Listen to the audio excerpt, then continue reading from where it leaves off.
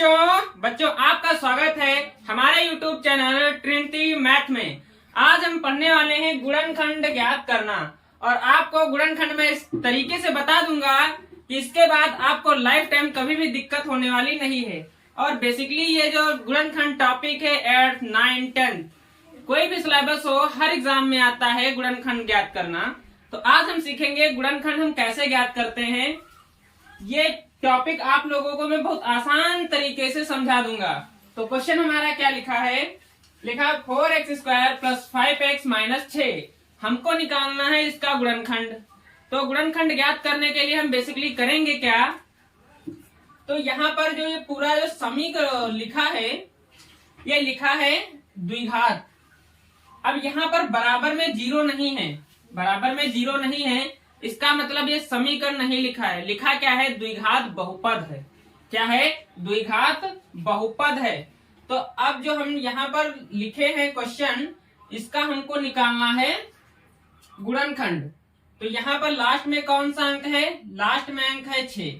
तो बेसिकली हमको ये चीज ध्यान रखना है, जो लास्ट का अंक है 6 और यहाँ पर जो x² के गुणे में है, हमको क्या याद रखना है, हमको याद रखना है कि यहाँ पर x² के गुणे में क्या है और क्या है लास्ट वाला डिजिट क्या है। तो अब करेंगे क्या, तो जो यहाँ पर x² के गुणे में है 4 और यहाँ पर कितना है 6 है, तो यहाँ पर जो गुणे में है इसका गुणा करेंगे हम 6 से। मतलब पहले वाले अंक का और लास्ट वाले अंक का हमको करना है गुणा। तो हम 4 का गुणा करेंगे 6 से। तो 4 का जब हम गुणा करेंगे 6 से तो कितना आ जाएगा, ये आ जाएगा 24। कितना आ जाएगा, 24 आ जाएगा। अब यहाँ पर जब 24 आ जाए तब हमको क्या करना है, 24 को हमको निकालना है फैक्टर, इनका निकालना है गुणनखंड। तो 24 के हम निकालेंगे गुणनखंड। अब गुणनखंड हमको कैसे निकालना है ये चीज हमको बेसिकली ध्यान रखना है। तो हमको गुणनखंड ऐसे निकालना है कि गुणा करने पर कितना आ जाए, 24 आ जाए। गुणा करने पर कितना आ जाए, 24 ही आ जाए। और अगर जो दोनों संख्या को हम घटा दें, यहाँ पर जो लास्ट वाले अंक के पहले का जो चिन्ह होता है, अगर जो ये माइनस का होगा मतलब घटाने का होगा तो दोनों नंबर को हमको घटाना है। अगर जो है नंबर प्लस का होगा तो दोनों नंबर को हमको जोड़ना है।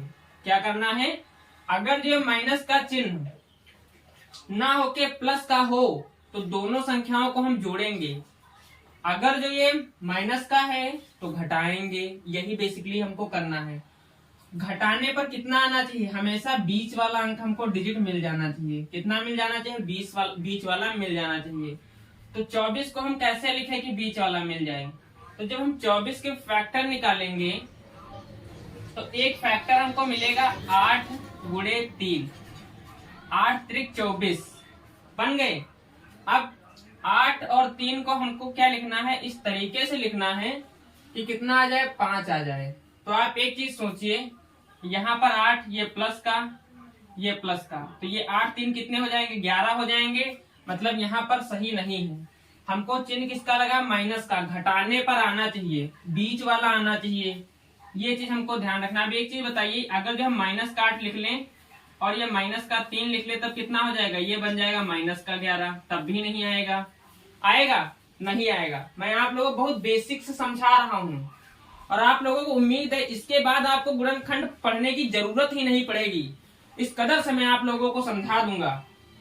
अब एक चीज आप बताइए, अगर ये प्लस का 8 है और ये माइनस का 3 है तो दोनों का क्या कर देंगे, जब माइनस करेंगे तो कितना आएगा, प्लस का 5 आएगा। अब आप लोगों को इसमें कंफ्यूजन हो रही होगी तो मैं कुछ चिन्ह वाले के बारे में बता देता हूँ।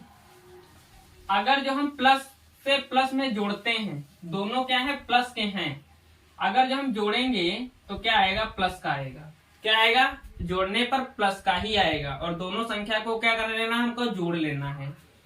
अगर जो एक चिन्ह माइनस का है दूसरा भी चिन्ह माइनस का है तो दोनों चिन्ह क्या हो जाएंगे, जुड़ जाएंगे। दोनों चिन्ह क्या हो जाएंगे, जुड़ जाएंगे। और चिन्ह काहे का लगेगा, आखिरी में माइनस का लगेगा। उम्मीद है बात समझ में आ रही है आप लोगों को। अगर बात समझ में आ रही है तो आप वीडियो को लाइक जरूर कर देना, चैनल को जरूर सब्सक्राइब कर लेना। और जो मैं सुधार करना हो वो आप लोग एक बार कमेंट कर देना, मैं जो कुछ भी सुधारना है हम सुधार लूंगा अच्छी तरीके से, ठीक है। अगर अब ये चीज बताओ, प्लस का हम माइनस से करें तो क्या आएगा। तो अगर जो प्लस की संख्या और माइनस की संख्या दोनों अलग अलग संख्या है तो दोनों क्या हो जाएंगे, घट जाएंगे। घटने पर अगर जो प्लस का बड़ी है संख्या तो हमको प्लस की लगाना है, अगर जो संख्या माइनस की बड़ी है तो हमको माइनस की लगाना है। बात समझ में आई। हमको ऐसे करना है। अब एक चीज बताओ, यहाँ पर +8 में से -3 घटाया तो बड़ा कौन था, प्लस का 8 बड़ा था। तो यहाँ पर इसीलिए हमने क्या लगाया था, प्लस का लगाया था। तो उम्मीद है कि आप लोगों को ये बात समझ में आ गई है, ठीक है। तो हमने पहला पॉइंट क्या था, सबसे पहले हमको करना है जो x² के गुणे में है उसको लास्ट वाले से गुणा करना है। गुणा किया 24 आया है, ठीक है। दूसरा हमको 24 के इतने फैक्टर करने, इतने गुणनखंड करने हैं कि गुणा करने पर तो 24 मिल जाए। हमको गुणा करने पर कितना मिल जाए, 24 मिल जाए। और जो लास्ट वाला डिजिट हो इसके पहले जिसका चिन्ह हो घटाने पर कितना मिल जाए, हमको 5 मिल जाए। तो बताओ ये वाली जो कंडीशन है फिट बैठ रही है ना। 8 का 3 से गुणा कर दे तो 24 आ जाएगा, और 8 में से 3 को घटा दे तो कितना आ जाए, 5 आ जाएगा। और यहाँ पर कितना था, 5 था। अब एक चीज तो यहाँ पर x है तो यहाँ पर हमने x लिख लिया, यहाँ पर हमने x लिख लिया। कोई इशू नहीं। उम्मीद है बात आप लोगों को समझ में आ रही है। तो यहाँ से आप देखिए अब कितना लिखा है, 4x² प्लस ये कितना है 8x। तो इसको क्या लिख लेंगे, 8x - 3x। इस 5 को मैंने ऐसे कन्वर्ट किया है और माइनस का 6। अब यहां तक हमने कर लिया है। उम्मीद है यहां तक आप लोगों को समझ में आ गया है। अगर जो समझ में आ गया है तो वीडियो को लाइक जरूर कर देना और चैनल को जरूर सब्सक्राइब कर लेना। अब क्या हम बात करते हैं, अब हम बात करते हैं हमको कॉमन लेना पड़ेगा। तो कॉमन लेने के लिए हम बहुत बेसिक से सीखेंगे, बहुत बेसिक, एकदम नॉर्मल तरीके से आपके दिमाग में एकदम फिट हो जाएगा। अब एक चीज बताओ, हमको कॉमन लेना कैसे। कॉमन का मतलब होता है जो दोनों में हो। क्या हो, दोनों में हो। बात समझ में आई। जो दोनों में होगा उसमें से हमको एक को निकाल लेना है, वही होगा हमारा कॉमन, ठीक है। उम्मीद है बात समझ में आ रही है।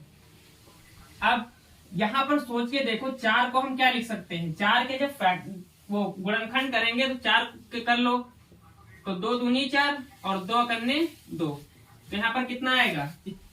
अगर समझ में नहीं आ रहा तो आप डिब्बा बना लीजिए, इन सब पर क्या बना लीजिए, डिब्बा बना लीजिए, जिससे समझ में आ जाए आप लोगों को, ठीक है। तो 4 के हमने कैसे लिख सकते हैं, 2 × 2 लिख सकते हैं। तो 4 को हमने लिख दिया 2 × 2, ठीक है। अब यहाँ पर x²। अब एक चीज बताइए, अगर x का गुणा हम x से करें तो कितना आएगा, x² आएगा। अगर जो हम x का गुणा x से करें फिर x से करें तो कितना बन जाएगा, x³ बन जाएगा, ठीक है। ये आपको आता होगा, ठीक है। तो x² को क्या लिख सकते हैं, x × x, ठीक है। अब इसको एक डिब्बे में आप बंद कर लीजिए जिससे आप कंफ्यूज ना हो। यहाँ पर कितना लगा है, प्लस लगा है तो प्लस लगा लीजिए। अब 8 के भी आप गुणनखंड कर लीजिए जिससे आपको कॉमन लेने में दिक्कत ना हो। तो 8 कितना होगा, 2 चौके 8, 2 दूनी 4 और 2 करने 2, ये आएगा। तो 2 × 2 × 2, तो इसको क्या लिखेंगे, 2 × 2 × 2। और एक गुणे में कितना x है तो गुणे में x, इसको भी एक डिब्बा में बंद कर लीजिए, ठीक है। ये रफ कर लेते हैं जिससे आगे लिखने में कोई इशू ना आए। अब यहाँ पर कितना लिखा है, 3। तो 3 के आप गुणनखंड निकाल लीजिए तो कितना आएगा, 3 करने 3 आएगा। तो ये माइनस का चिन्ह लगा है तो माइनस का लगा दिया। अब 3 है तो 3 का कितना आएगा, 3। अब गुणे में 1 लिखो या ना लिखो। अब गुणे में कितना x है तो 3 × x, इसको 1 में बंद कर लीजिए। अब माइनस का चिन्ह लगा है, माइनस का लगा दीजिए। अब 6 के भी जैसे हमने गुणनखंड किया वैसे 6 के भी निकाल लीजिए। तो 6 के कितने होंगे, 2 3 6 और 3 करने 3, तो 2 × 3 होंगे। 6 क्या भी निकल आएगा, 2 × 3, इसको भी एक डिब्बे में बंद कर लीजिए। उम्मीद है आप लोगों को यहाँ तक समझ में आ गया है, ठीक है। अब हमको लेना है कॉमन। कॉमन हमने बताया था कि जो दोनों में मिले उसमें से हमको निकाल लेना है। क्या करना है, उसमें से हमको निकाल लेना है। समझ में आ रही है बात, हमको क्या करना है, उसमें से निकाल लेना है, ठीक है। तो यहाँ पर 2 है तो इसके ऊपर हम डार्क बनाया दे रहे हैं जिससे आप लोगों को समझ में आ जाए कॉमन लेने का तरीका। यहाँ पर भी 2 मिल रहा है ना, यहाँ पर भी 2 मिल रहा है, यहाँ पर भी 2 मिल रहा है। अब यहाँ पर आगे 2 नहीं है लेकिन यहाँ पे 2 है, तो लेकिन जो दोनों में है उसी को हमको कॉमन लेना है। ठीक है, इसीलिए हमने इस पे साइन ओ मतलब चिन्ह लगा दिया जिससे आप कंफ्यूज ना हो। अब यहाँ पर x है तो x कॉमन मिल रहा है, इधर भी x मिल रहा है। अब एक चीज बताओ, इधर x है लेकिन अब दोबारा इधर x नहीं है, मतलब कॉमन नहीं मिल रहा है। ठीक है, तो अब जो कॉमन नहीं मिल रहा है उसको इस ब्रैकेट में रखना है और जो कॉमन मिल रहा है इसके ब्रैकेट के बाहर रखना है। तो हमको क्या क्या कॉमन मिला, 1 2 कॉमन मिला, दूसरा देखो 1 2 ये इसमें से निकाला। ठीक है, अब यहाँ पर भी 2 है कॉमन मिला, एक x कॉमन मिला, इसमें भी है इसमें भी है इसीलिए एक x कॉमन मिला। और जो कॉमन नहीं है इसको ब्रैकेट में इस वाले रखना है। तो यहाँ पर कितना बचा, x बचा है, रख दो। बीच में चिन्ह किसका लगा है, प्लस का लगा है, तो हमको प्लस का चिन्ह लगाना है। अब इधर कितना बचा है, 2 बचा है तो हमको 2 लिखना है। ये बात आप लोगों को समझ में आ गई है उम्मीद है। ठीक है, अब आगे देखते हैं। अब यहाँ पर आप देखिए यहाँ पर क्या कॉमन मिल रहा है।